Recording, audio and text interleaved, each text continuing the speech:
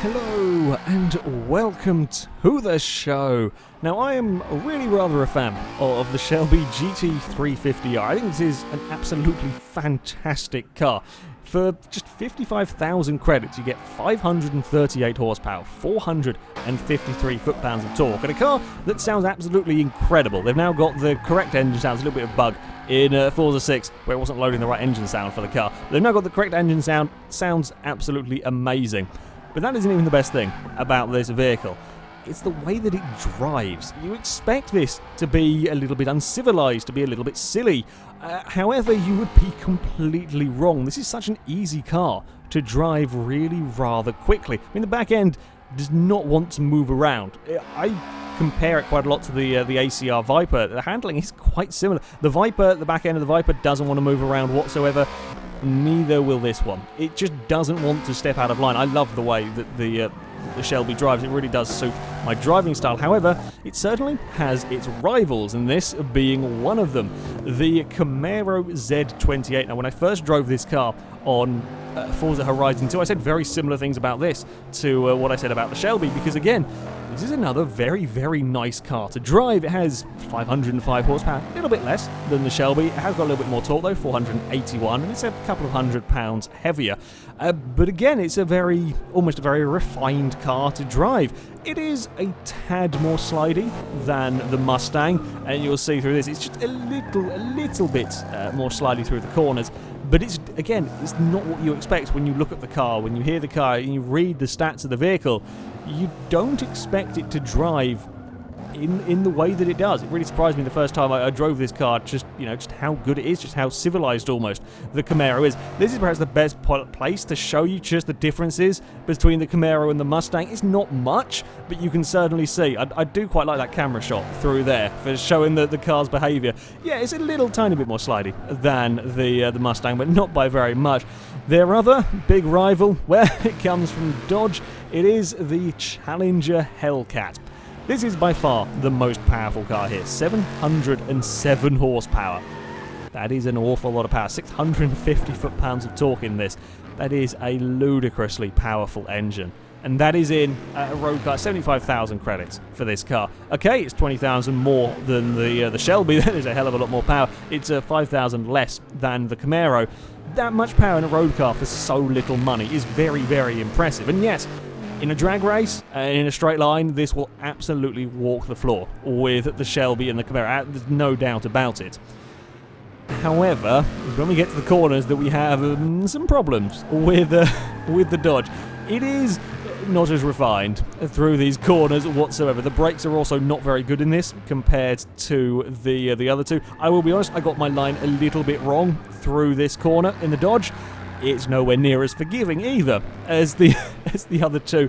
Very easy to get yourself in a lot of trouble with the Hellcat. However, there is a lot of speed. So I was interested to see how these three would compare when we went for a race. Our first race would go to the Road Atlanta full circuit. The Mustangs did very well getting off the line. I was challenging some of the Camaros, a couple of the Hellcats, got themselves in trouble on the outside of the first corner, and all the Mustangs come flying past absolutely everything.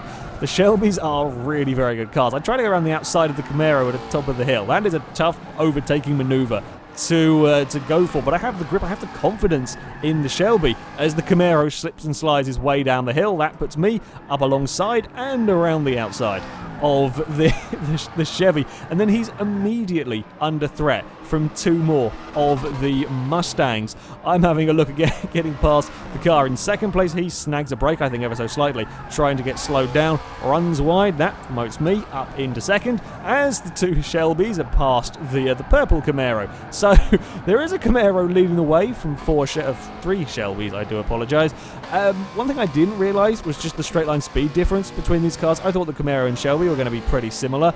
No, the Mustang is much faster down this back straight. Yeah, it is a long back straight, and the Camaro is still a very fast car, don't get me wrong, but it is no match, absolutely no match for the SHelby. I thought the Camaro was going to have a big dive up the inside, so I left him space around there. That puts me on a slightly wonky line, and I'm sliding out of the chicane, and still I have the traction to keep my car ahead of that Chevrolet. That's how much grip you get in the Mustang. The other Mustangs are now challenging him. Unfortunately, I make a little bit of an error through the final corner, get myself very, very sideways through there. I recover it without having a huge accident, but yeah, it was a little bit of my bad on that. Not the car's fault. I hit the curb too hard on the inside. It dropped me back, but I was still very much in the fight. You may be wondering what on earth happened to all of the Hellcats. Well, they got themselves into all sorts of trouble on the opening lap. Now, we said because we knew that these Hellcats were going to be the hard cars to drive, we said for the better drivers in the lobby to go in these vehicles. Again, much like I said with the video yesterday, all the people racing in these one here are very good drivers. That's why they get invited to these. But nobody was quite expecting Hellcat. Problem is that a few people got brave trying to pass cars, and they didn't realise just how badly these Hellcats slowed down. They really do not stop. Not when compared to the Shelbys and the Camaros. The one we're watching got a little bit bullied, just kind of got boxed in by everything going around him as he tried to leave the chicane. They just do not get stopped. Like the vehicles that they are competing with, someone went into the tyre bundle on the final turn, causing a bit more chaos. Things did not go well for the Dodgers on this opening lap whatsoever. A number of cars had to go to the pits. It wasn't the greatest of races, I will be honest. This was perhaps one of the best battles on the field. This was over second place between me and another one of the Shelbys. My little mistake had dropped me back. The leader was a fair way gone up the road, and the second that we started fighting like this, we didn't stand a chance of catching the leader who was driving a Shelby. Yeah, we were having a great time over second place. You will notice in fourth there is a Camaro behind us. He couldn't catch us even with us driving like this. That is the extent to which the dominance these Shelbys had. He couldn't catch us while we were driving in this manner. We were going too wide through most of the track. It was a great fun battle, but the Camaro didn't stand a chance of catching up to us, even when driving like this. I mean, I held that manoeuvre around the outside, coming onto this straight, and there was a solid lap of attacking and defending. Normally that slows you down massively, which is why we couldn't catch the leader. He's well clear of us, but yeah, even with that, the Camaro in fourth couldn't keep up with us. It was very much a Shelby-dominated race. It was be a Shelby 1, 2, 3 in this one. Admittedly, you may see the odd ghost car dotted around. We had a few lag-outs that pretty much summed up the Hellcats. Raises one of the back markers coming through the shot sideways. Yeah, it was very much a Shelby-dominated race. There were a few lag-outs in this one. I don't know what was going on with the Forza servers, but yeah, a 1, 2, 3 is pretty damn impressive. And it would be the Camaros in fourth and fifth. The highest placed Hellcats would come in sixth, and there was a little bit of a tussle at the end for seventh. There are only 2 Hellcats in the top 10 in this race. It was for the seventh place. It was between the Camaro, this blue Hellcat, and there's another Camaro in the background, ready to pick up the pieces if anything went a little bit wrong. And the black Camaro, well, just sort of tried to take a little bit too much speed, got the car sliding, and that made him slow off the corner. That presents the Dodge with a chance to pounce down any short straight that it could get.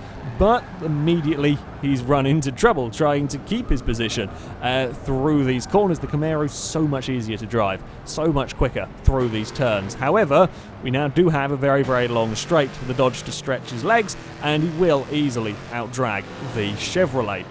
There is a problem zone coming up though. This kink down the back straight is not normally a problem for vehicles, a big problem for the Hellcats. They just don't have the grip. We saw a number of cars doing this. The blue car here does amazingly well not to have a huge accident over there, because that is high speed to be losing control of your vehicle. But he gets away with it on that one there. But he wasn't the only one, certainly, to have issues. And then things go even more wrong for the Hellcat. Slides around the final turn, smacks the tyre bundle. Admittedly, he does get fired across the line, and that is the only reason he finished in seventh. Otherwise, he would have lost both positions to the Camaros. It was not a good race for the Dodgers at Road Atlanta whatsoever. So for our second race, we decided to go to Watkins Glen. Now, this was a track that I thought would suit the Dodgers. It is a very, very fast circuit. Yes, of course, there are corners to be dealing with, but on the most part, they're not huge braking zones. They're not massively challenging corners. I mean, all corners can be challenging, but there's not huge technical sections around this track. Plenty of straight line bits for the Hellcats to stand a good chance.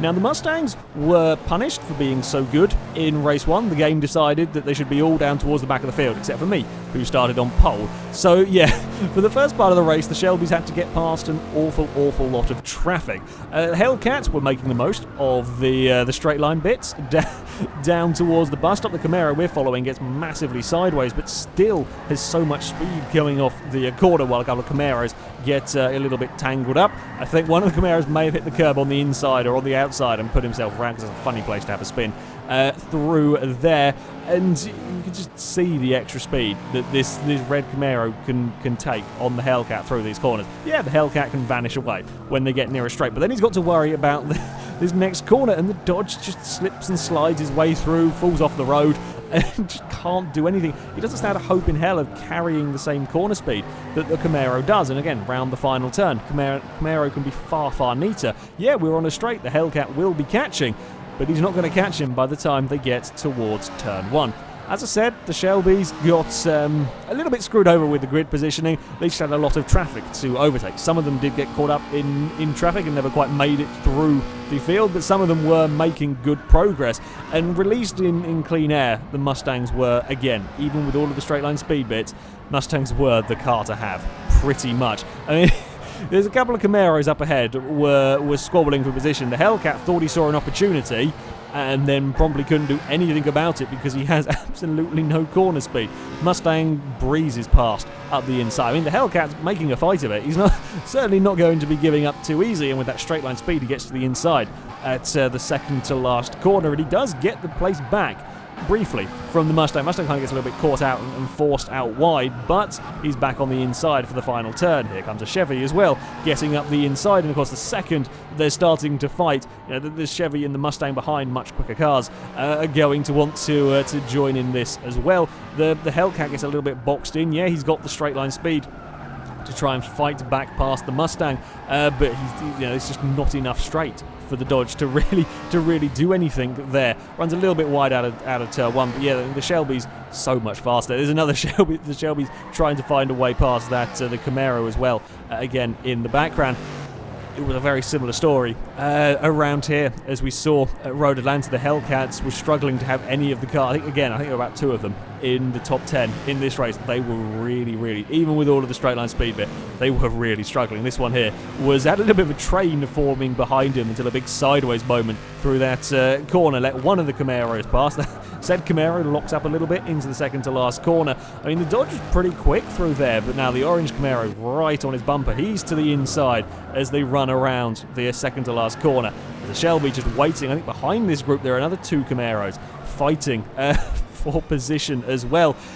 The Hellcats would just, even with their speed around here, which, having that so much straight line speed is nice to have, it just wasn't enough. It wasn't enough to overcome their shortcomings with the corners, and especially under braking. I mean, the orange Camaro there held it around the outside at turn 1. Yeah, he had a couple of wheels on the curb, but he held it around there, and now the Shelby's, the Dodge is coming under massive pressure from a Shelby. Yeah, he'll pull away a little bit down the back straight, but the Hellcats were in a lot of trouble, even at a track like this. Now, the highest place of the Hellcats was sitting in second place, which was quite an impressive feat.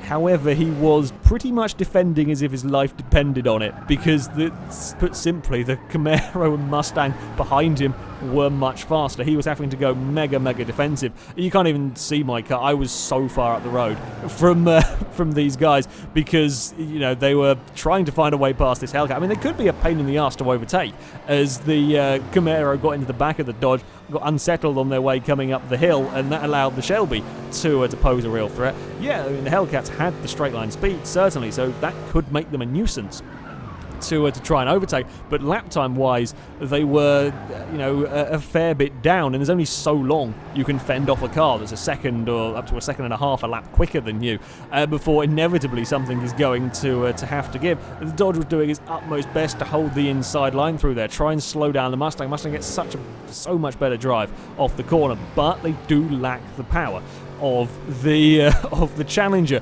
so he can keep the position as we come in towards the second to last corner. I mean, you can make up. He gets this just little breather every time they get near a straight, and then it's instantly gone. Seconds you get to a corner, said breathing space is instantly gone. He was also being helped by the fact that there were two cars attacking him. Because the Mustang had the Camaro right behind him that was putting him under pressure. I mean, the Camaro's now going for an overtake on the Shelby. That's helping the Dodge in all of this. It really is. But we see the Shelby here goes around the outside of the Chevy and very nearly the Dodge in the same maneuver. There is so much more grip available in that Mustang. He nearly gets both of them around the outside. That's a mighty impressive maneuver to have gone for. It doesn't quite work because of the straight line speed of the Dodge there, but yeah, the Mustang, as I said, absolutely the car to have around this circuit. You know, if they could get through the traffic, as I said, they did start towards the back, and you could get caught up in traffic if you met a particularly stubborn Camaro or Hellcat. You know, they could get a little bit stuck, but they were constantly putting on the pressure. Nothing really ever challenged except for another Mustang, of course. Nothing ever really challenged a Mustang. They were constantly on the attack through these corners. You can see up ahead the Hellcat made a little mistake that allowed the Shelby to get up the inside. This group here, the Shelby had a go up the inside, couldn't quite make it. Camaro ran a little bit wide across the curb, but it was very much a case of all of the other cars who were on the back foot having to defend from the Mustangs because they were so quick. Best car through the corner, quicker than the Camaro in a straight line, and so much better through the corners than the Dodge. Very, very good under brakes. I mean, you can see he's only got past the Camaro for kind of one corner, and already the Camaro just has no answer. There's nothing he can do to really fight back against the Mustang, unless the Mustang makes a mistake. There's just nothing that the Camaros could do. As I said, I was at the front. I had a completely lonely and boring race in this one. Started on pole, didn't get into trouble, drove away from the field pretty much.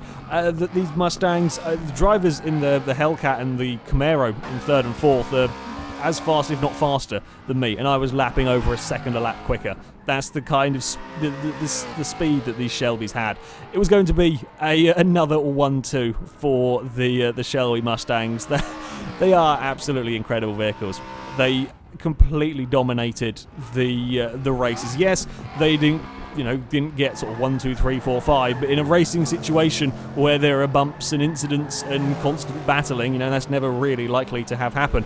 As I said, it was a 1-2 for the Shelby. This was the battle for third between the Hellcat and the Camaro. In the end, the Camaro in clean air could probably lap quicker. The Hellcat could keep it behind through some heavy defending, but Camaro could never quite find a way past. But these guys were getting caught very quickly. Once the Shelby in fifth had been released, he was catching up to them until he made a little mistake on the final lap. With more laps, I have no doubt we could have had a Shelby 1, 2, 3, because the Mustangs were so dominant around here. And the other Hellcat, as I said, it was only two Hellcats in the top 10. He was finding himself in a Camaro train yet again, surrounded by three of the buggers as they came on the final lap. That straight line speed of the Hellcat was very, very nice to put him past before they ever got to the bus stop. And yeah, you could defend with a Hellcat, but you had to make sure you didn't make a mistake. The second you made a mistake, you allowed a train of cars to come past. When we see here, the Hellcat didn't really make a massive mistake through here. The Camaro got massively sideways, and that allowed, and he still got past. He still could carry enough speed and get enough acceleration off the corner to get past the Hellcat, despite that huge slide. The Dodge thought about having a go up the inside, couldn't quite get it stopped, gave the Camaro a little bit of a bump, and now there's another Chevy is having a sniff around the Hellcat, trying to go around the outside. The Hellcat's saved by the two Camaros having a bit of a coming together on the final corner, but even with that crash, you see how fast the turquoise car gets off the corner. The Dodges struggled. The Dodges really did struggle around these tracks. Yeah, the Shelby, it wins this one. It is by far the cheapest of these cars. They're all great value for money, don't get me wrong. All of these cars are great value for money. The Shelby is the cheapest of the cars, and it is by far the fastest. It is a second and a half a lap quicker than the rest of the vehicles. Yes, the Dodge could hold a Shelby up for a while, but it was only for so long because the Shelbys had so much speed. The Camaros, a little bit down on straight line speed, did cost them a bit at Watkins Glen. It made it quite difficult for them to get past cars, but I mean, I pretty much summed it up with the Shelbys were never under threat from anything. The Shelbys never had to defend from anything other than another Shelby. They never came under any pressure. They only ever got overtaken if they made a mistake or, with damage and so on. They were massively dominant around here. The Shelby is the one to have. I mean, I love the fact that the Hellcat has so much power. I love the fact that it has such a ridiculous amount of power for so little money, but it cannot deal with it when it comes to a track situation. It will outdrag the Mustang and outdrag the Camaro, sure, but the second they get to a corner, the Mustang is so fast through the turns that... it is a really very, very impressive car, and it is quickly becoming one of my utmost favourite vehicles on Forza 6. Anyway, that is it for this video, guys. Thank you very much for watching, and until next time, goodbye.